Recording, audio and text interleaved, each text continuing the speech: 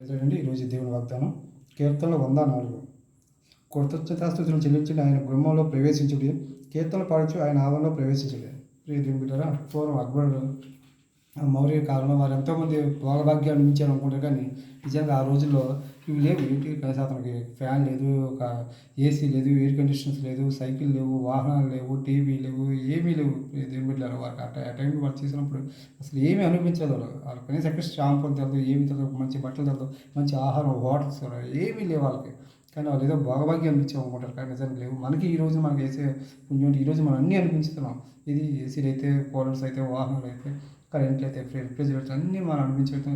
అనుకున్న ఆహారం కూడా ఆ రోజు వాళ్ళకి తెలియదు, కానీ ఈరోజు అనుకున్న మంచి ఆహారం మనం తినగలుగుతాం. పేదల బిడ్డలు ప్రతి దాన్ని బట్టి కూడా మన దేవుడి నుండి ఎప్పుడు కూడా కృతజ్ఞతాస్తుతులు చెల్లించగలగాలి. నిజంగా అక్బర్ రాజులు ఏమి అనిపించారు, దేవుడు మనం అనిపిస్తున్న బట్టి అనిపించిన విధానం బట్టి దేవుడిని ఎప్పుడు నిత్యం కృతజ్ఞతాస్తుతులు చెల్లిస్తూ సంపూర్ణ ఆరోగ్యం జీవించగలుగుతాం. వాటికి ఆయన ట్యాంక్ చెప్పే విధంగా మనం అందరూ ఉన్నాయని చెప్పి అందరికీ తెలియపరుస్తున్నాం. పేదల బిడ్డ అందరికీ ప్రజలు